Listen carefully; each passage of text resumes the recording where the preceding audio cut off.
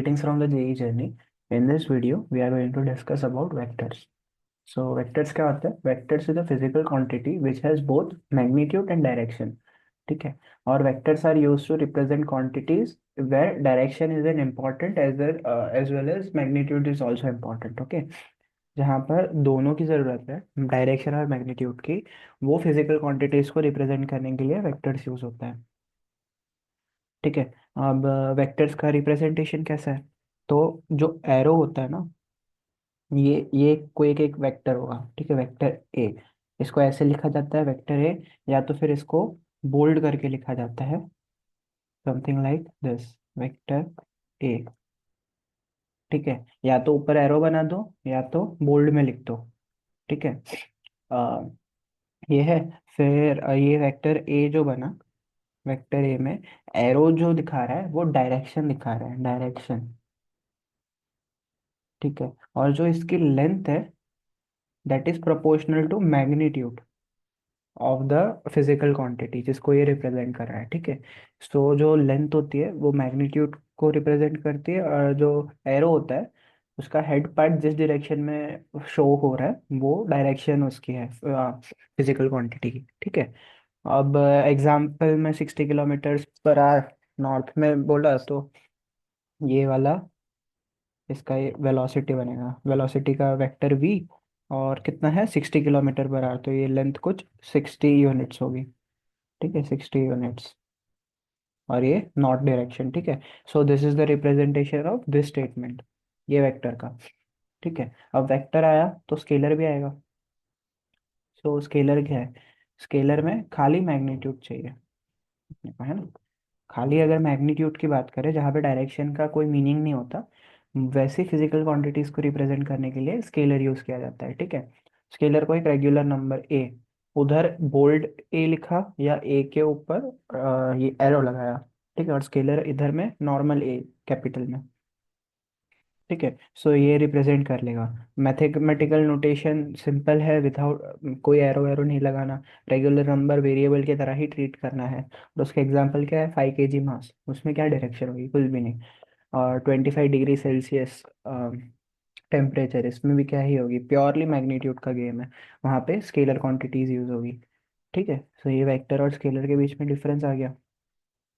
Properties of ये vectors की भी बात करें तो वेक्टर को तुम एक जगह से दूसरी जगह पैरेलली शिफ्ट कर सकते हो. ठीक है. तो वो चेंज नहीं होगा. Vector remain same if it is displaced parallelly to itself without changing in its length. अगर लेंथ चेंज नहीं हो रही तो मैग्नीट्यूड एज इट इज है, और डायरेक्शन भी एज इट इज रहेगी क्योंकि वो पैरेलल शिफ्ट कर रहा है. ठीक है. तो डायरेक्शन और मैग्नीट्यूड जब सेम है तो वेक्टर सेम ही हो जाएगा ना. तो इसका मतलब क्या कि ये वाला ग्रीन वाला मैं उठा के अगर इधर लगा दूं. ठीक है. So this both are equal. Vectors दोनों इक्वल है. ये फोर्स का मतलब इधर से इधर ये वेक्टर को उठा के मैंने इधर रख दिया, पैरेलल शिफ्ट किया, तो वेक्टर चेंज नहीं होता. ठीक है.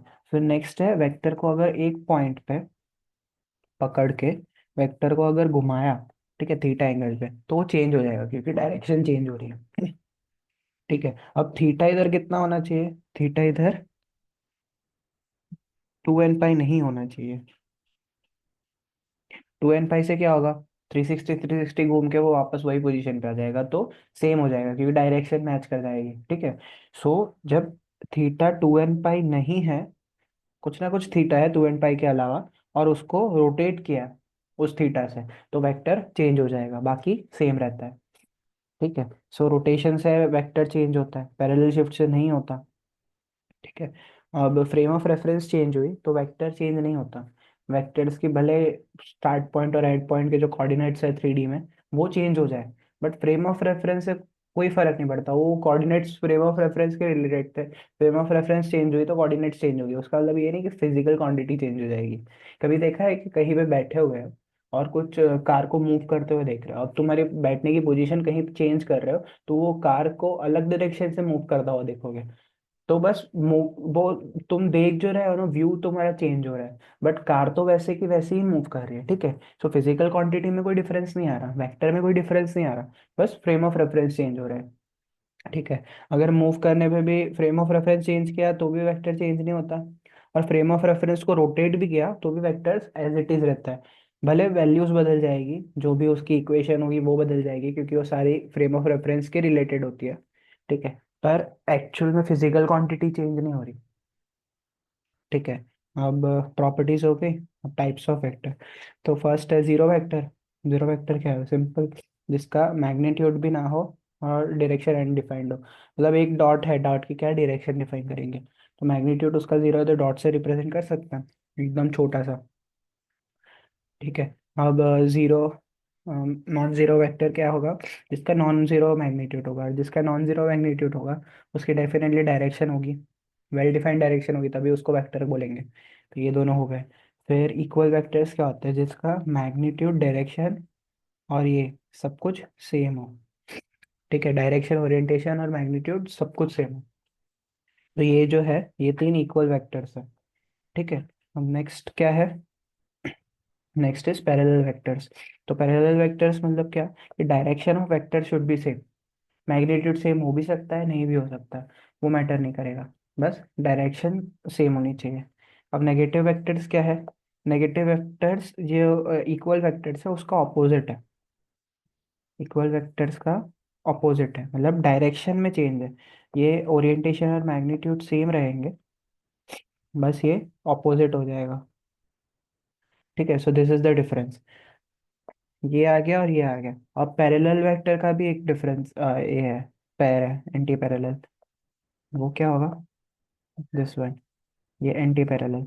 इसमें क्या डिफरेंस आएगा कि डायरेक्शन ऑफ वेक्टर अपोजिट होंगे। मैग्नीट्यूड से इधर भी फर्क नहीं पड़ेगा, बस डायरेक्शन ऑफ वेक्टर अपोजिट हो जाएंगे। ठीक है। और फिर है यूनिट वेक्टर। यूनिट वेक्टर, हर कोई वेक्टर यूनिट वेक्टर के फॉर्म में लिखा जा सकता है। बस क्या करना है कि इधर मैंने मान लो आर वेक्टर लिखा। ठीक है। तो आर वेक्टर का यूनिट वेक्टर क्या होगा? आर वेक्टर को मैं आर वेक्टर के मॉड से डिवाइड कर दूं तो जो खाली डायरेक्शन बचेगी, ठीक है, और मैग्नीट्यूड वन हो जाएगा। समझे? क्लियर? मैग्नीट्यूड वन हो जाएगा तो ये आर कैप से डिनोट किया जाता है। और इसको ऐसे भी लिख सकते हैं, आर वेक्टर को आर वेक्टर का मैग्नीट्यूड प्लस आर वेक्टर की डायरेक्शन। ठीक है, मैग्नीट्यूड और डायरेक्शन से वेक्टर बनता है, तो इसको ऐसे भी लिख सकते हैं। ठीक है। अब जनरली अपन एक्स, वाई और जेड कोऑर्डिनेट्स को रिप्रेजेंट करते हैं आई कैप, जे कैप और के कैप से। ठीक है। और ये आई कैप, जे कैप, के कैप क्या है? यूनिट वेक्टर्स है। ठीक है। ये बहुत इंपॉर्टेंट, मतलब बहुत जगह ऐसे ही काम में आएगा। और ये याद रखना कि एक्स के लिए आई कैप, वाई के लिए जे कैप और जेड के लिए के कैप। इसका कोई फिजिकल सिग्निफिकेंस नहीं है, बट एक ऐसे ही फॉलो किया जाता है ये ट्रेंड में, कि एक्स को आई से रिप्रेजेंट, वाई को जे से और जेड को के से। ठीक है। सो कोई भी वेक्टर हुआ उसको ऐसे रिप्रेजेंट कर सकते हैं। So this is clear. ठीक है। अब क्या है? अ, मैं ये भी लिख सकता हूँ, चलो एग्जांपल ले लेते हैं। 5 न्यूटन फोर्स लग रहा है एक्स डायरेक्शन में, तो एफ की वैल्यू क्या आएगी? एफ फैक्टर आएगा। और 5 न्यूटन फोर्स किसकी? एक्स की डायरेक्शन में, तो 5 आई कैप न्यूटन्स। ये इसको ऐसे रिप्रेजेंट किया जाएगा। ठीक है। तो दिस इज एन एग्जांपल। अब इधर ये पॉजिटिव वेक्टर बोला, तो डायरेक्शन कैसे चेंज होती है? अगर मैं इसको ए बोल रहा हूँ और इसको बी बोल रहा हूँ, so B is equals to negative of ए।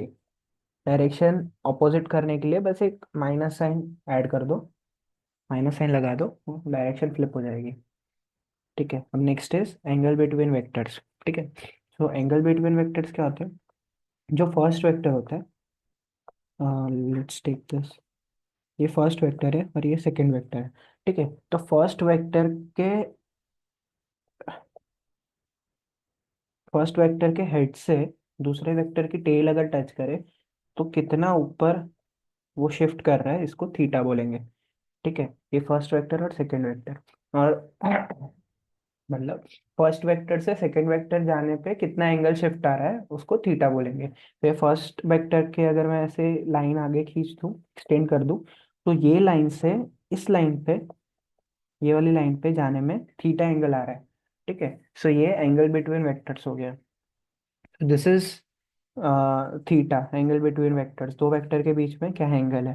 तो इसको पैरेलल भी शिफ्ट कर सकते हैं, तो कहीं दो अलग अलग पोजीशन पे वेक्टर्स हो ये वाले, तो इसको भी क्लब करके ऐसे लिखा जा सकता है।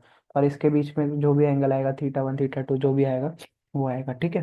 अब अगर दोनों वेक्टर्स 1 और 2 उनकी दोनों की टेल ज्वाइन कर दे तो 1 से 2 जाने के लिए ये एंगल यूज किया जाएगा, तो ये थीटा। अब ये दोनों सेम ही होंगे क्योंकि पैरेलल शिफ्ट किया है उस, क्लियर एकदम, ठीक है। सो ये एंगल बिटवीन वेक्टर्स हो गया, ठीक है। नेक्स्ट, एडिशन ऑफ वेक्टर्स, ठीक है। अब एडिशन ऑफ वेक्टर्स में कौन सा रूल लगता है, triangle law of vector addition, जो क्या बोलता है कि अगर दो साइड ट्राइंगल की दो वेक्टर्स को रिप्रेजेंट कर रही है, तो जो रिजल्टेंट ऑफ दैट वेक्टर होगा वो थर्ड साइड में होगा, और वो ऑपोजिट ऑर्डर में होगा। मतलब ऑर्डर मतलब क्या, कि इधर हेड है जो वाइट वाला है, वाइट वाले का हेड है, सॉरी टेल है, और जस्ट अ सेकेंड, ये टेल है और ये हेड है, और ये रेड वाले का टेल है और ये हेड है। सो ये ऑर्डर में चल रहा है, tail head tail head. But जो रिजल्टेंट होगा वो क्या ऑर्डर करेगा, अलग ऑर्डर करेगा, वो हेड टू टेल जाएगा, ठीक है, डिफरेंट ऑर्डर में। ये अगर मैं ऐसे ही बात करूँ, अगर उल्टा बात करें तो एच से टी आ रहा है, एच से टी आया है, और इधर रिजल्टेंट वाला टी से एच चला जाएगा, ठीक है। या ऐसे बोल दो कि फर्स्ट वेक्टर के टेल पे रिजल्टेंट की टेल होगी, और सेकंड वेक्टर के हेड पे रिजल्टेंट का हेड होगा, ठीक है। ये भी सिंपल वे है। तो इधर से हमें डायरेक्शन और क्या बोलते हैं, बस मैथमेटिकल रिप्रेजेंटेशन है, दो वेक्टर्स को ऐसे किया, इन दोनों की डायरेक्शन ओरिएंटेशन और मैग्नीट्यूड सब पता है, तो रिजल्टेंट का भी निकाल सकते हैं मैथमेटिकली, ठीक है, वही करना है। तो ये ट्राइंगल जैसा बन रहा है, तो थर्ड साइड के जो लेंथ होगी वो उसका मैग्नीट्यूड हो गया, और जो डायरेक्शन में जा रहा है वो उसका, मतलब एरो की डायरेक्शन भी डिफाइंड हो गई, तो वो उसकी डायरेक्शन हो गई। अब दो चीज़ डिफाइंड है, वेल डिफाइंड है, तो वेक्टर बन गया, और इसका रिजल्टेंट वेक्टर बना। सो ये अगर मैं ए लिखता हूँ, ये बी लिखता हूँ, और ये सी लिखता हूँ, ये इसको मत, हाँ। So C vector is equals to A vector plus B vector, ठीक है। क्योंकि वेक्टर में डायरेक्शन और मैग्नीट्यूड दोनों चीजें होती है, तो उसमें सिंपल ऑपरेशन नहीं कर सकते। ए प्लस बी को स्ट्रेट लाइन में दोनों के मैग्नीट्यूड को ऐड कर दिया, वो नहीं कर सकते, ठीक है। हमें डायरेक्शन को भी एंटरटेन करना है, इसीलिए ऐसे वेक्टर एडिशन होगा, ठीक है। तुम्हें डायरेक्शन पता चल गई, एरो नीचे मत ले लेना, ठीक है। मतलब ऐसे ये जा रहा है, ये जा रहा है, और ये वाला मत कर देना, ठीक है, डायरेक्शन उल्टी हो जाएगी। क्या करना है, ऐसे जा रहा है, ऐसे जा रहा है, तो रिजल्टेंट ऐसे जाएगा, टेल से टेल और हेड से हेड मिलाएगा, ठीक है। या ऑर्डर चेंज होगा, ये अगर क्लॉकवाइज घूम रहा है तो ऑर्डर चेंज हो जाएगा, ठीक है। बस इतना याद रखना triangle law of vector addition में। अब सेम सब चीज़ है, वो पैरेललोग्राम ऑफ वेक्टर एडिशन हुआ, ठीक है। ऊपर मैं कैलकुलेशन करके नहीं बता रहा कि लेंथ क्या होगी, breadth, ये रिजल्टेंट की मैग्नीट्यूड क्या होगा, डायरेक्शन क्या होगी, बट इधर मैं बता दे रहा हूँ, क्लियर हो जाएगा, दोनों सेम ही केस है, ठीक है। वेल फिगर भी सेम लेके रखे है, बस मैंने जो रेड वाला है ना, ये वाला इधर, मैंने ये वाले को इधर शिफ्ट कर दिया, और टेल से सबकी टेल मिला दी, ठीक है। तो सबकी टेल मिला दी तो क्या आएगा, वेक्टर पैरेललोग्राम बन जाएगा, पैरेललोग्राम जैसा कुछ, ठीक है। और मैं पैरेलल शिफ्ट तो कर ही सकता हूँ वेक्टर को, तो ये चेंज तो हो नहीं रहा। सो इसमें भी अगर नोटेशन कर दे, ये क्या था, ए वेक्टर था, ये बी वेक्टर था, ये सी वेक्टर हो जाएगा, ठीक है। इतना क्लियर है। अब ये क्या बोल रहा है कि अगर दो दो वेक्टर्स पैरेललोग्राम की साइड्स को, एडजेसेंट साइड्स को रिप्रेजेंट कर रहे हैं, साइड मतलब ऑपोजिट, वो ऑपोजिट नहीं, एडजेसेंट साइड्स को रिप्रेजेंट कर रहे हैं, तो जो रिजल्टेंट होगा वो डायगोनल ऑफ दैट क्या बोलते हैं पैरेललोग्राम होगा, passing through the common point, ठीक है। सो ये कॉमन पॉइंट है, तो इधर से पास होने वाला ये होगा रिजल्टेंट, ठीक है। डायरेक्शन वाइज भी पता चल गया, सबका टेल एक जगह मिला दो सिंपल वर्ड्स में, ठीक है। सो इधर भी सेम चीज लगेगी, C is equals to A plus B. इधर ना तुम्हें ऑर्डर में दिक्कत है कि ऑर्डर चेंज कब करना है, रिजल्टेंट की डायरेक्शन कहाँ होगी कहाँ नहीं, तो इधर ये वाला सिंपल मेथड है, और ये पैरेललोग्राम ऑफ वेक्टर एडिशन में ज़्यादा प्रेफर करता हूँ। दोनों चीज सेम ही है, बस समझने का तरीका अलग है, लिखने का तरीका अलग है। ठीक है। अब इसको ना अपन कैलकुलेट करते हैं मैथमेटिकली, ये ग्रीन वाले की लेंथ क्या है। ये जो वेक्टर है वो कौन सा वेक्टर है, सी वेक्टर है। तो सी वेक्टर की पोजीशन क्या है।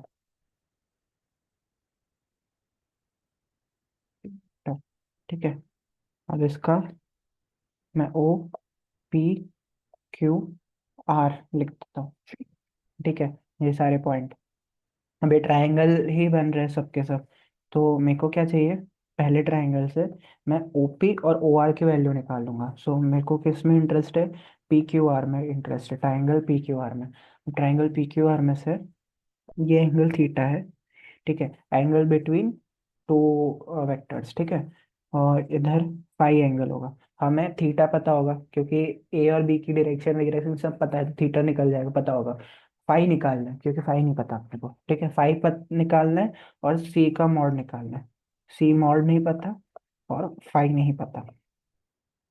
ठीक है। हाँ। तो ये हो गया ट्रायंगल। अब इसमें अगर बात करें तो पी क्यू क्या होगा, P Q is B cos theta. ठीक है, ध्यान से देखो। बी कॉस थीटा ये वाला, और ये वाला बी साइन थीटा होगा। तो इसको क्या बोलेंगे, Q R is B sine theta. ठीक है। सो ये रिजल्ट्स तो आ गए पहले से। अब दूसरे में क्या कर रहे हैं, दूसरा ट्रायंगल ले रहे हैं ओ आर क्यू। अब इसमें पाइथागोरस का थ्योरम क्या आएगा, O Q square plus Q R square. O Q square plus Q R square ये किसके इक्विवेलेंट होता है, ओ आर स्क्वायर के। ओ आर स्क्वायर क्या है, सी का स्क्वायर है। सी बोल दो या रिजल्टेंट बोल दो। ठीक है। सो सी का स्क्वायर है ये। ठीक है। तो इधर से अपने को सी की वैल्यू पता चल जाएगी अगर ओ क्यू और क्यू आर को डिफाइन कर दिया तो। अब ओ क्यू क्या है, अगर ध्यान से देखें और ब्रेक करें इसको, तो O P plus Q P Q, इसको ऐसे लिख सकते हैं, इसका स्क्वायर प्लस क्यू आर का स्क्वायर।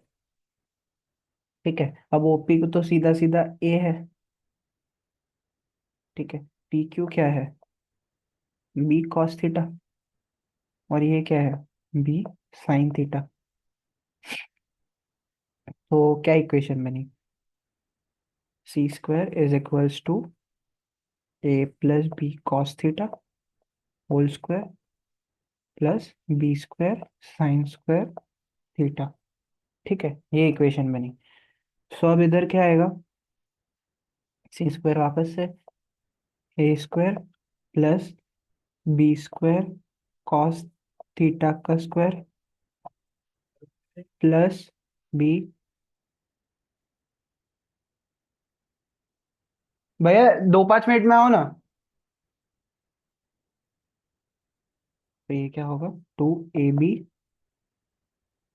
Cos theta. ठीक है।